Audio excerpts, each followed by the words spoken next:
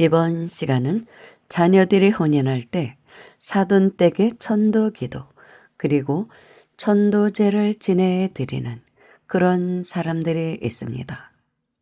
이런 사람들은 사실 불법을 제대로 이해하고 있는 사람들이라고 볼 수 있습니다. 왜냐하면 혼인을 해서 한 가문과 인연을 맺는다는 것은 현생에서의 인연뿐만이 아니라 현생에 태어난 사람들하고의 인연뿐만이 아니라 상대편 집안의 그 영가님들, 선망 조상님들하고도 다 같이 인연을 맺는 것이 됩니다. 그래서 굉장히 중요한 것입니다. 그래서 혼인을 통해서 상대편의 영가가 특히 원규가 있는 경우 따라 들어올 수가 있습니다. 이쪽 집안까지 낭패를 보는 경우도 있는 것이죠. 그래서 그런 이치를 아는 사람들은 자녀들이 결혼할 때 천도제를 지내고 그리고 사돈댁 천도제까지 지냅니다. 그렇게 해서 좀 다지고 가는 것이죠.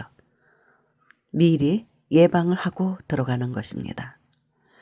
예전에 어느 큰 스님께서 법문을 하셨는데 이런 내용을 법문을 하시더라고요.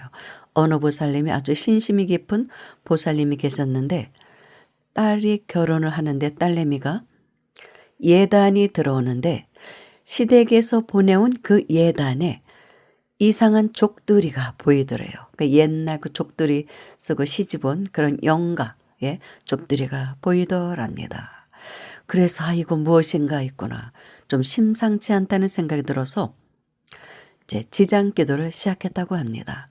왜냐하면 그 사돈댁이 손을 대는 사업마다 실패를 해서 그 당시에는 굉장히 어려운 그런 처지에 놓여 있었다고 합니다. 그래서 원기가 장애를 일으키는구나 이런 생각을 해서 지장경을 읽기 시작했는데 이제 그 원기를 위해서 해탈하기를 이제 발언을 하면서 기도를 했는데 며칠 지나니까 웬 여자가 나타나서 절을 하면서 공손히 절을 하고 물러가더랍니다. 아주 옷을 단정히 입고. 그런데 꿈에서 보였던 그 족두리는 보이지를 않더래요. 그러니까 족두리의 여인은 아니었던 것이죠. 다른 영가가 천도가 된 것이죠.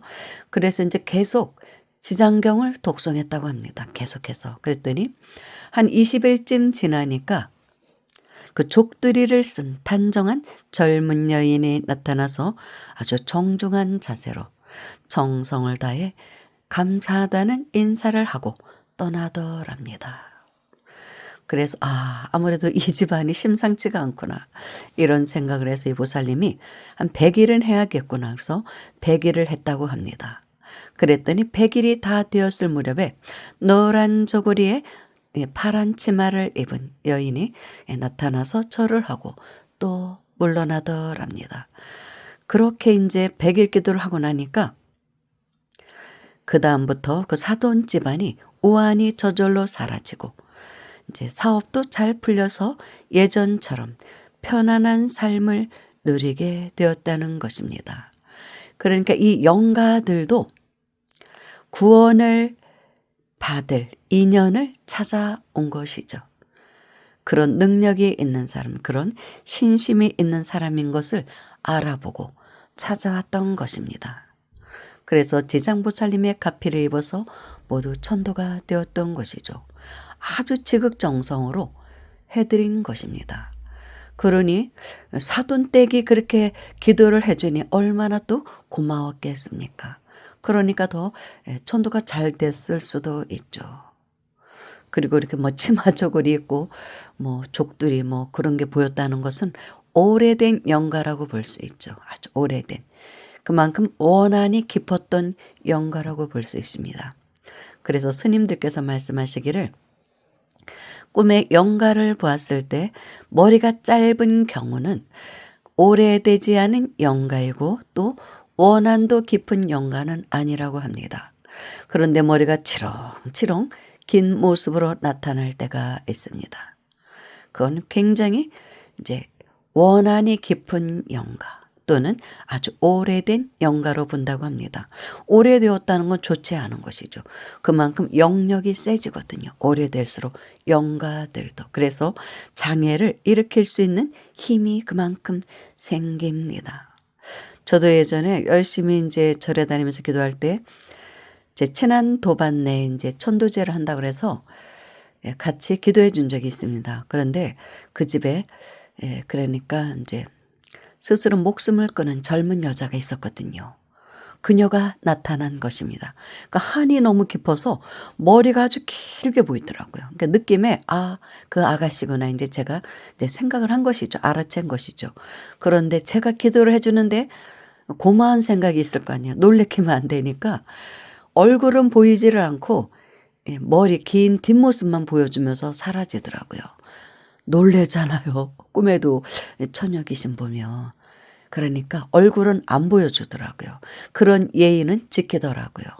고마운 마음도 있고 하니까. 근데 머리가 정말 엉덩이 있는 데까지 내려오더라고요. 그만큼 한이 깊어서.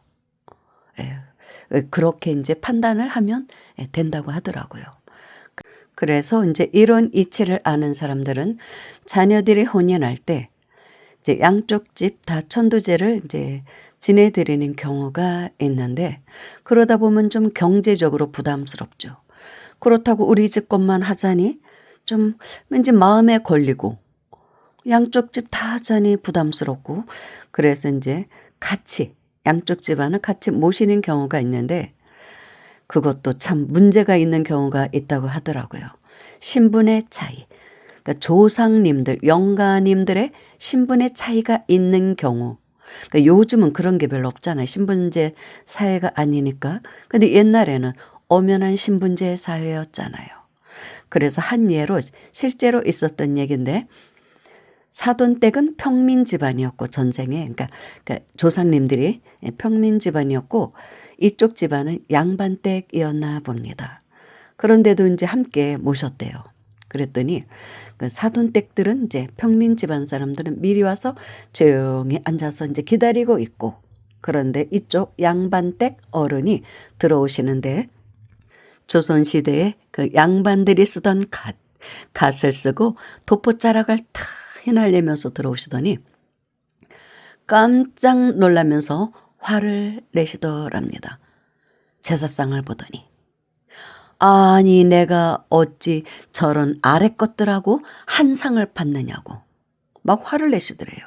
양반 체면에 어떻게 저런 아래 것들하고 같이 밥을 먹느냐고 그러면서 휑하고 나가버리시더랍니다. 그러니 천도제가 반쪽짜리가 된 거예요. 그래서 어쩔 수 없이 이제 그 평민인 그 이제 사돈 때 그분들 천도제만 그날은 하고 다시 날을 잡아서 이쪽 집안 자기네 집안 천도제를 모셨다고 합니다. 그러니까 영안이 열린 스님이라 그걸 보셨던 거예요. 와, 영가들의 세계에서도 아직도 그렇게 급수 찾고 있답니다. 양반, 평민, 예? 참, 참, 영가님도 우주의 법칙을 모르니까 불법의 이치를 알았으면 절대로 그러지는 못했을 것입니다.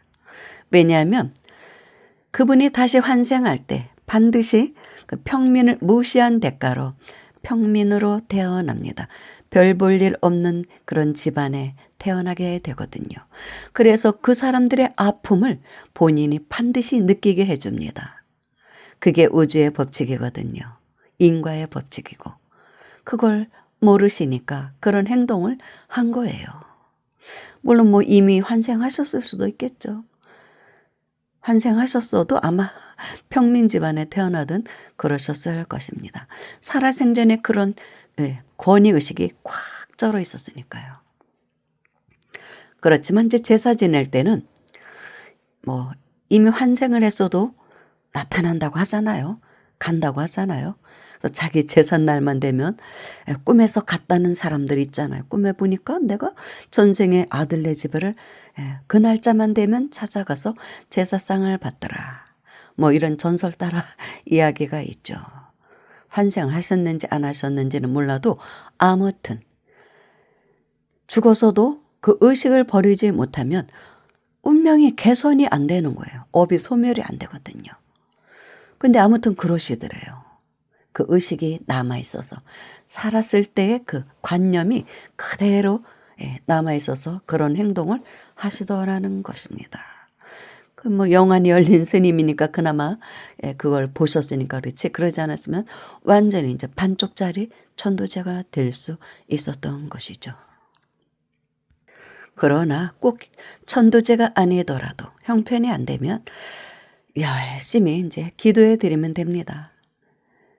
지장경 읽어드리고 금강경 읽어드리고 영가 법문 전해드리고, 그리고 이제 기도하는 사람이 법문을 많이 들으면 또 그렇게 오시는 영가님들도 같이 법문을 들어서 마음을 바꾸거든요. 교화가 될 수 있습니다. 그런 양반 의식도 버리고 그래야 본인도 좋으니까요. 이제 그런 경우가 있다고 합니다. 제가 새해가 돼서 이런 이야기를 제가 전해드리는 것입니다.